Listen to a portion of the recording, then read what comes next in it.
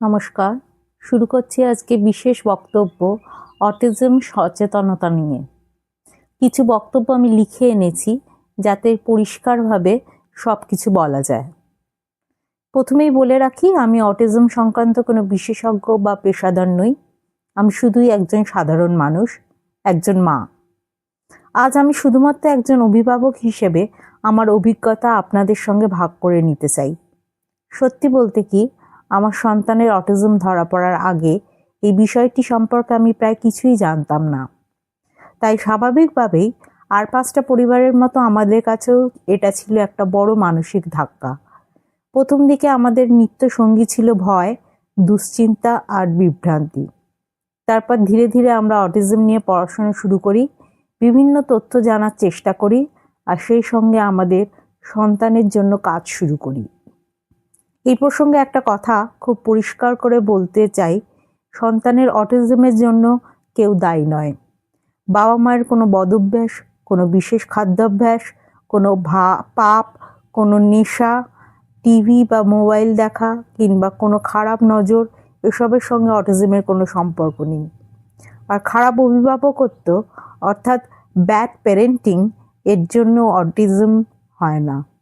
তাই দয়া করে কেউ নিজেকে বা একে অপরকে দোষ দেবেন না। অনেক সময় এই মানসিক চাপের কারণে পরিবারের সম্পর্কে টানাপোড়েনও তৈরি হয়, কিন্তু এই সময়ে একে অপরকে দোষারোপ না করে পাশে থাকাটাই সবচেয়ে জরুরি। আমাদের অটিস্টিক সন্তানেরা কিন্তু কোনো দিক থেকেই খারাপ নয়, তারা শুধু অন্যরকম। আমার চারপাশের জগৎকে যেভাবে অনুভব করি বা যেভাবে ভাবনা চিন্তা কিংবা বিশ্লেষণ করি, ওরা সেগুলো একটু অন্যভাবে করে, এই যা। তাই ওদেরকে প্রচলিত পদ্ধতিতে কিছু শেখানো খুবই কঠিন। ওদের শেখাতে গেলে ওদের মতো করেই শেখাতে হবে। আপনার প্রথম কাজ হলো নিজের সন্তানকে আর অটিজম সহ সম্পূর্ণভাবে গ্রহণ করা।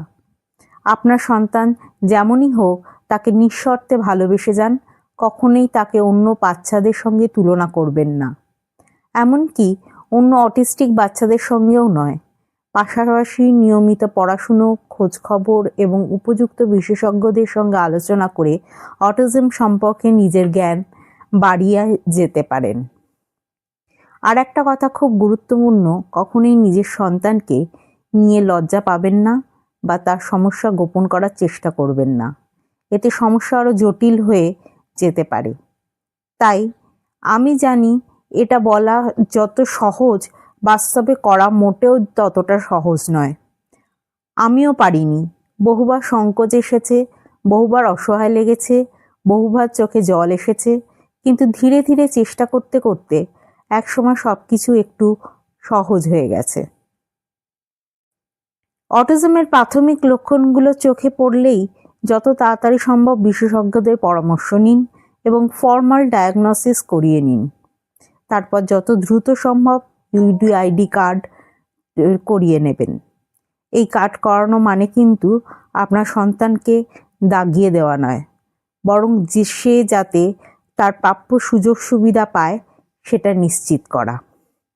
মনে রাখবেন, অটিজম কোনো অসুস্থতা নয়, এটা মস্তিষ্কের ভিন্নধর্মী বিকাশ ও কাজ করার পদ্ধতি। তাই অটিজম কোনো ওষুধ, চিকিৎসা বা তথাকথিত মিরাকেল কিওর এর মাধ্যমে নিরাময় করা যায় না। কেউ যদি শতভাগ নিরাময়ের প্রতিশ্রুতি দেয় তাহলে খুব সাবধান হবেন। অটিজম কোনো জাদুতে সারিয়ে তোলা যায় না।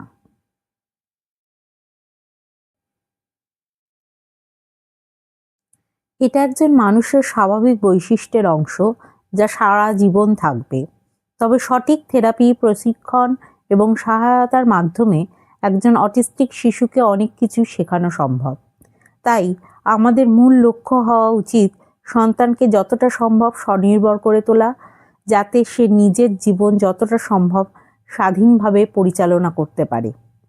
দয়া করে সন্তানের উপর কোনো অবাস্তব প্রত্যাশার চাপ দেবেন না।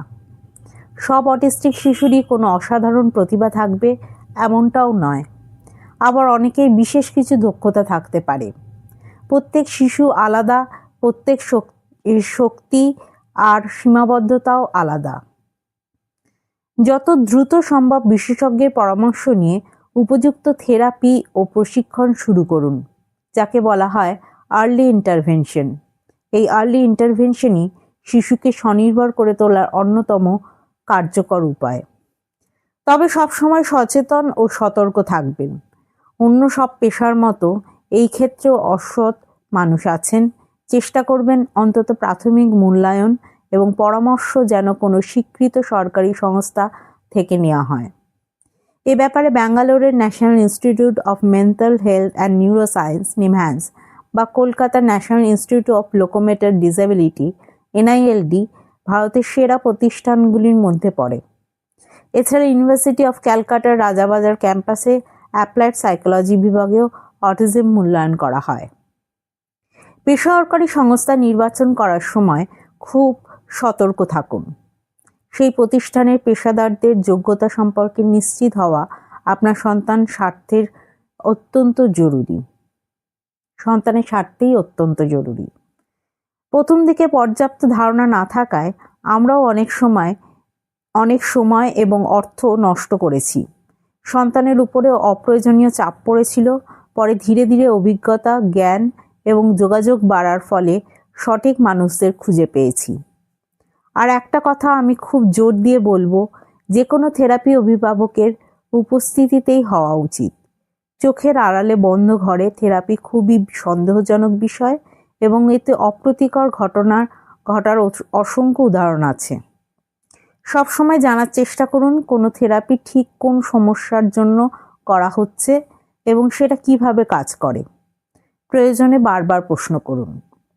দেখবেন থেরাপি সেন্টারে একটা নির্দিষ্ট সময় থেরাপি হয়, কিন্তু সেই সময় হয়তো আপনার সন্তানের মন খারাপ, ঘুম পাচ্ছে বা শরীর ভালো নেই, অথচ আপনি বাড়িতে উপযুক্ত সময়ে সন্তানের স্বস্তি অনুযায়ী অনেক ভালোভাবে তাকে শেখাতে পারবেন। তাই বাবা মা যদি থেরাপিগুলো উপযুক্ত পেশাদারদের থেকে ভালোভাবে দেখে নিয়ে নিজেরা করতে পারেন, তাহলে সন্তানের সবচেয়ে ভালো অগ্রগতি হয়। কারণ দিনের বেশিরভাগ সময় কিন্তু আপনার সন্তান আপনার সঙ্গেই থাকে। তাই বাবা মায়ের চেয়ে ভালোভাবে সন্তানের চাহিদা আর কেউ বোঝেন না। চেষ্টা করুন সন্তানকে দিয়ে বাড়ির ছোটোখাটো কাজ করাতে। হয়তো সময় বেশি লাগবে, হয়তো কাজ নিখুঁত হবে না, হয়তো আপনার কাজ আরও বেড়ে যাবে, তবু তাকে নিজে নিজে করতে দিন। এতে ওদের খুব ভালো অকুপেশন থেরাপি হয়। সেই সঙ্গে ওরা দ্রুত স্বনির্ভর হয়ে ওঠে। এছাড়া দলবদ্ধ খেলাধুলো যেমন ফুটবল কিংবা সাঁতার বা সাইকেল চালানো খুব উপকারী হতে পারে। অবশ্যই ডাক্তার বা থেরাপিস্টদের পরামর্শ নেবেন। সন্তানের আগ্রহ অনুযায়ী তাকে বিভিন্ন কিছু শেখানোর চেষ্টা করুন, যেমন ছবি আঁকা, গান, বাদ্যযন্ত্র বা অন্য কোনো সৃজনশীল কাজ। তবে কখনোই জোর করে নয়, তার আগ্রহ থাকলে তবেই। আর একটা বিষয় খুব গুরুত্বপূর্ণ, অটিজম একটি স্পেকট্রাম, অর্থাৎ সব অটিস্টিক শিশুই একরকম নয়। যেমন রামধনুর সব রং আলাদা, কিন্তু আমরা সবগুলো মিলিয়েই রামধনু বলি। তেমনি প্রত্যেক অটিস্টিক শিশুর বৈশিষ্ট্য, চাহিদা, সমস্যা এবং সক্ষমতা আলাদা। তাই অন্য কোনো শিশুর ক্ষেত্রে কোনো নির্দিষ্ট থেরাপি কাজে দিয়েছে বলেই যে সেটা আপনার সন্তানের জন্য সমান কার্যকর হবে এমনটা নয়। অনেক অটিস্টিক শিশুর শব্দ, আলো, ভিড় বা স্পর্শে অস্বস্তি হতে পারে। এছাড়া অনেক কিছুতেই তাদের অসুবিধা বা অস্বস্তি হতে পারে, যা হয়তো আমাদের চোখে খুবই সাধারণ বা সামান্য ব্যাপার। সেটা কিন্তু তাদের জেদ বা বদমাইশি নয়, সত্যি তাদের কষ্ট হয়। তাই তাদের আচরণকে সবসময় দুষ্টুমি বা অভদ্রতা বলে বিচার না করে বোঝার চেষ্টা করুন। আপনার সন্তানকে শুধুমাত্র অটিস্টিক পরিচয় দেখবেন না, তাকে একজন পূর্ণ মানুষ হিসেবে দেখুন। তার ভালো লাগা, খারাপ লাগা, পছন্দ অপছন্দকে গুরুত্ব দিন। কোনো সামাজিক অনুষ্ঠানে তাকে নিয়ে যেতে সংকোচ করবেন না। এতে তার সামাজিক দক্ষতা এবং আত্মবিশ্বাস দুটোই বাড়বে। আপনার সন্তানের সঙ্গে নিয়মিত কথা বলুন। সে বুঝতে না পারলেও, এমনকি সে কথা বলতে না পারলেও আপনি কিন্তু কথা বলা বন্ধ করবেন না। প্রতিদিন ছোট ছোট কাজের মধ্যেই ওদের ভাষা শেখানো যায়। যেমন এটা চামচ, এটা থালা, এটা তোমার লাল বল, এটা কল, এটা জল, জলটা একটু ঠান্ডা, এইভাবে কথোপকথন চালিয়ে যান। সন্তানকে সবসময় আনন্দে রাখার চেষ্টা করুন। অযথা বকাবকি না করাই ভালো, মারধর তো একেবারেই নয়। বিশ্বাস করুন, ওরা ইচ্ছে করে আপনার কথা অমান্য করে না। অনেক সময় সত্যিই সব কিছু তাদের পক্ষে সহজ হয় না, তবে আপনি পাশে থাকলে, সাহস দিলে, ভরসা দিলে ওরা ধীরে ধীরে অনেক কিছু শিখে নিতে পারে। সবসময় ওদের উৎসাহ দিন। ঠিকমতো কোনো কাজ করলে প্রশংসা করুন। ছোট ছোট সাফল্য উদযাপন করুন। ওরা সাধারণত রুটিন পছন্দ করে। হঠাৎ পরিবর্তনের সঙ্গে মানিয়ে নিতে অনেকেরই অসুবিধা হয়, তাই যতটা সম্ভব নিয়ম মেনে চলুন। কোনো পরিবর্তন দরকার হলে আগে থেকে বুঝিয়ে বলুন। আর একটা কথা মনে রাখবেন, সন্তানের উন্নতি সবসময় একই গতিতে হবে না। কখনো মনে হবে অনেক এগোচ্ছে, আবার কখনো মনে হবে অনেক পিছিয়ে যাচ্ছে। এতে হতাশ হবেন না, এই ওঠানামা খুব স্বাভাবিক। আর স্ক্রিন টাইম যতটা সম্ভব কম রাখুন, এটা সব শিশুর ক্ষেত্রেই গুরুত্বপূর্ণ। অটিস্টিক শিশুদের বাবা মায়েদের অনেক বেশি ধৈর্য, পরিশ্রম এবং মানসিক শক্তির প্রয়োজন হয়, কারণ এই শিশুরা বাবা মায়ের উপর অনেক বেশি নির্ভরশীল। তাই সন্তানকে ভালো রাখতে গেলে আপনাদের ভালো থাকতে হবে।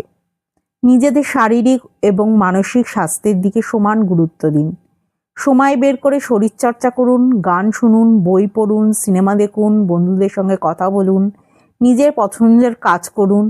এগুলো বিলাসিতা নয়, খুবই দরকারি। আপনাদের যদি একাধিক সন্তান থাকে, সে অটিস্টিকই হোক বা নিউরোটিপিক্যাল, তাদের সবাইকে সমান ভালোবাসা এবং গুরুত্ব দেওয়া খুব জরুরি, যাতে কেউ কখনোই অবহেলিত বা একা অনুভব না করে।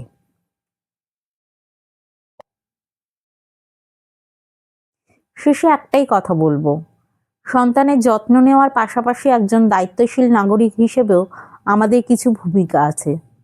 অন্য অটিস্টিক বাবা মায়েদের যতটা সম্ভব সাহায্য করুন। চারপাশের মানুষকে সচেতন করুন। সবাইকে বোঝান অটিজম কোনো রোগ নয়।